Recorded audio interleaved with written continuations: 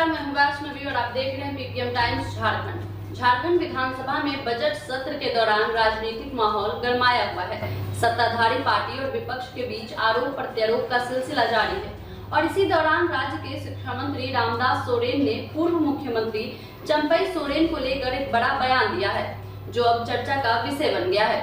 Budget सत्र के दौरान कई महत्वपूर्ण मुद्दों पर बहस चल रही है, जिनमें बांग्लादेशी मुद्दा, मैया सम्मान योजना और अन्य योजनाएं शामिल है। इस बहस के बीच शिक्षा मंत्री रामदास सोरेन ने भारतीय जनता पार्टी से एक अनोखी मांग कर दी है, जिसे लेकर राजनीतिक गलियारों में अब हलचल तेज हो गई है। रामदास सोरेन ने विधानसभा सत्र में भाजपा नेतृत्व से आग्रह किया कि चंपई सोरेन को ओडिशा का राज्यपाल बनाया जाए। उन्होंने कहा कि चंपई सोरेन झारखंड के सबसे वरिष्ठ नेताओं में से एक हैं और उनका भाजपा में जाना झामुमो से भाजपा की ओर था। हालांकि उन्होंने यह भी कहा कि भाजपा में जाने के बाद चंपई सोरेन को वह सम्मान और इज्जत नहीं मिली जो झामुमो में वे रहते हुए उन्हें दी जाती थी।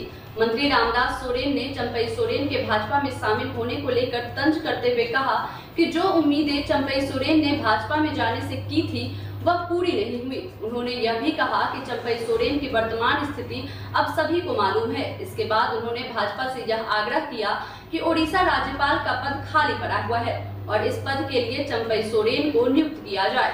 मंत्री रामदास सोरेन ने भाजपा से यह भी पूछा कि यदि वह आदिवासी नेताओं को सम्मान देने का दावा करती है तो उसे चंपई सोरेन को ओडिशा का राज्यपाल बनाकर यह सम्मान देना चाहिए। आपको बता दें कि इस बयान से पहले झारखंड विधानसभा चुनाव में भाजपा को मिली हार के बाद भाजपा में कई संगठनात्मक बदलाव किए गए हैं। इस बीच चंपई सोरेन की राजनीति पर भी चर्चा हो रही है। सोशल मीडिया पर अक्सर यह कयास लगाए जाते हैं कि चंपई सोरेन झामुमो में वापस आ सकते हैं, लेकिन चंपई सोरेन ने इन कयासों को सिरे से खारिज करते हुए साफ कहा है कि वह जहां है वहीं रहेंगे और किसी पार्टी में वापस नहीं लौटेंगे। यह बयानबाजी और राजनीतिक बयान चंपई सोरेन की वर्तमान राजनीतिक स्थिति और उनके भविष्य के संबंध में कई सवालों को जन्म दे रही है, जो अब झारखंड और राष्ट्रीय राजनीति में एक नया मोड़ ले सकती है। आप इस खबर को कैसे देखते हैं, हमें कमेंट कर जरूर बताएं और ऐसे ही तमाम खबरों के लिए देखते रहें पीपीएम टाइम्स झारखंड।